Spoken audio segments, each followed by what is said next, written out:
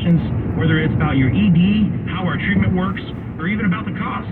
Our goal is to inform and educate you so you're comfortable when you come in for your first visit. And right now, we're offering a free treatment for just coming in.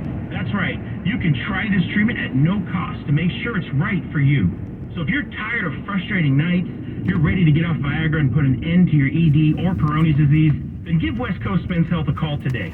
With clinics in San Mateo and Sacramento, call 650-407-1168. That's 650-407-1168. Online at westcoastmenshealth.com. HSA cards welcome and financing available. KCBS News Time 7:58. We're headed back over to your local Honda dealers traffic center to check in with Kim Wonderly on the drive this morning. Yeah, it's been complicated from earlier issues, mostly like the Richmond-San Rafael Bridge. The backup mainly here is West 580, almost Marina Bay Parkway to the tolls. The bridge has recovered. There was a hit-and-run crash, and unfortunately it was on the west end. So the bridge itself has really recovered and is looking nice now coming into Marin County. It's just the backup at the toll plaza that remains. Also southbound 680 near Stone Ridge, that's in Pleasanton. Car off to the center divide, one's off to the right shoulder. That's slowing the trip through Pleasanton. And also we go to the Central Valley. There was a big collision in Modesto. This was on northbound 99 near Tuolumne Boulevard. It looks to be clear now, but there's still a major backup behind it, is stretching almost back into Turlock. Your next update, 8:08 on the traffic leader, KCBS. Mostly sunny skies expected throughout the afternoon today. We will warm up to temperatures in the 60s and the 70s. Tomorrow looks a little bit cloudier and a little bit cooler. Highs and mostly in the 50s and 60s. Traffic and weather together on the 8th on All News 106.9 and AM 740 KCBS. Monday, October 24th, 2022, coming up on KCBS. I'm Jennifer Hodges. The first frost advisory of the season, where you can expect freezing temperatures. I'm Alice Wertz in the East Bay. Nurses making their case to strike. And guilty pleas this morning in a Michigan school shooting case and in the George Floyd killing. Good morning and thanks for joining us today. I'm Melissa Colroth. CBS News covers the world next. When you need to know, KCBS AM, KFRC FM, and HD1, San Francisco, Oakland, San Jose, and Odyssey Station. 8 o'clock. This is CBS News on the Hour, sponsored by Chick-fil-A. I'm Steve Kaith, and guilty pleas this morning in two major cases. First, from a Michigan teenager charged in a deadly mass shooting at his school last year. 16-year-old Ethan Crumley stood before a judge and pled guilty to 24 counts, including first-degree murder and terrorism, for shooting 11 people, including 4 who died. The prosecutor offered no deals, no plea bargains, but a calm Crumley seemed to show no remorse. Not the case, according to his attorney, Paulette Michelle Lofton. It definitely is. We have to all remember he's a 16-year-old boy, so a very scary situation today to be appearing in front of a judge. Now, life in prison is not automatic for this juvenile at sentencing in February. Charlie Langton for CBS News, Detroit. And in Minneapolis, former police officer Alexander King pleaded guilty this morning to aiding and abetting manslaughter in George Floyd's killing.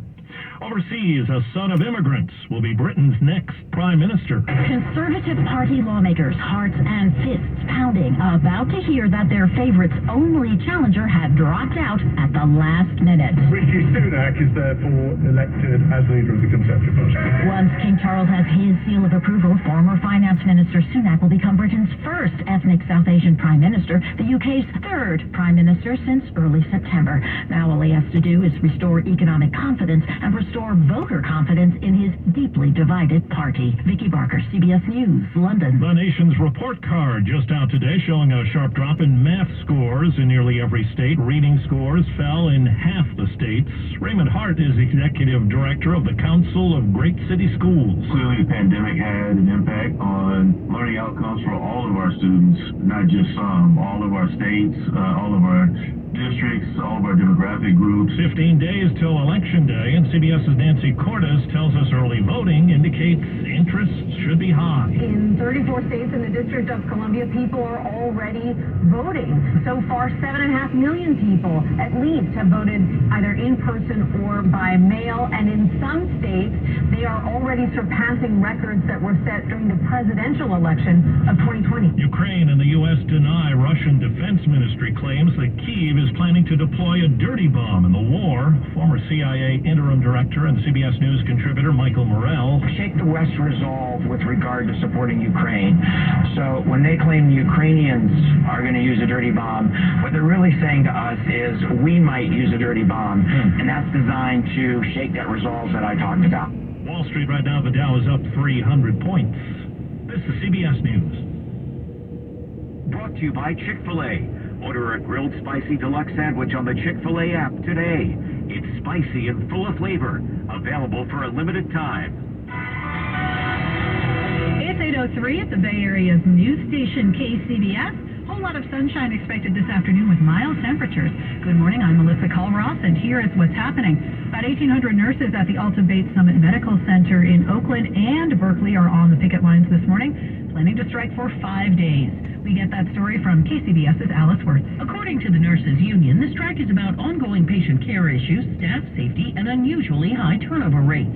Ann Gabler has worked with sick newborns at Alta Bates Hospital in Berkeley for 41 years. Hospitals are healing spaces, and in order for us to provide the care to our patients and the attention to their families, we need it to be a safe space to work in. Gabler says what's most concerning is management's disregard for the need for safety for patients, staff, and families. It's about what the hospital needs to do to implement safety measures, to keep the nurses safe, to keep the patients safe, and to keep the families safe. Since 2020, the hospital has been fined over $300,000 for 16 Cal OSHA violations. Andrea has also worked for 20 years in the NICU. It's like we have so many patient emergencies, but you don't have the manpower that we used to have to handle that. And you're only one person. You can only do so much. Alice Wirtz, KCBS. Now, Sutter Health issued a statement last night saying the medical group has been negotiating in good faith, and despite bringing federal mediators in to resolve these issues, Sutter says union leadership is putting politics above patients. Sutter says it remains focused on providing safe, high-quality care, and that Alta Bates will remain open and fully operational during the strike. Well, it's that time of year to cover the plants and bring the pets in. KCBS's Jennifer Hodges joins us live to report the first frost advisory of the season has been issued. Jennifer. Melissa, a lot of people will be waking up this morning to very cold temperatures. So the advisory covers a fair amount of ground across the area outside of the urban centers. That doesn't necessarily mean everyone's going to get it. It's mainly the colder, sheltered valley locations that are most likely to see so. Sean Miller is a meteorologist with the National Weather Service. He also says conditions are near freezing in the Santa Cruz Mountains, the eastern Santa Clara Hills, and some points along the coast. A few spots in the interior valleys seeing temperatures in the 20s. We asked him why frost advisories are necessary. So in particular, they're helpful to folks that are growing things outdoors. In particular for agriculture, they can take protective measures to avoid having plants damaged. And it's also a reminder for folks who may have more tender vegetation outside to either cover it or bring it inside. And Miller says this will be the coldest morning of the week, but they are keeping an eye on a few fronts that are coming our way. Reporting live, Jennifer Hodges, KCBS. Thank you, Jennifer. Governor Newsom is calling for the resignations of LA City Council members who used racist language during the conversation about redistricting that became public 2 weeks ago. The governor spoke on this matter after yesterday's gubernatorial debate, saying he didn't call for resignations earlier because he wanted to give the members the chance to be transparent about their comments. Now, the leaders who made those racist remarks are among the most powerful Latino politicians in California: former City Council President Nuri Martinez, City Councilman Gil Cedillo, City Councilman Kevin De Leon, and former LA County Federation of Labor President Ron Herrera.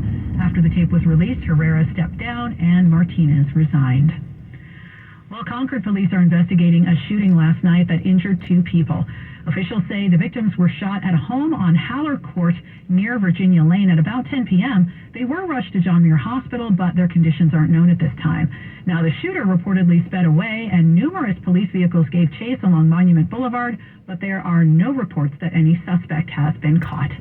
Just ahead on KCBS. I'm Jeffrey Schaub. It's Red Ribbon Week, where parents are urged to let kids and teens know the importance of staying away from drugs. The damage to the brain.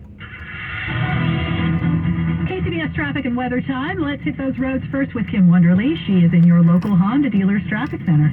And yes, we've had struggles already this morning on the Richmond-San Rafael Bridge that left us with a pretty stout backup behind the toll plaza. This report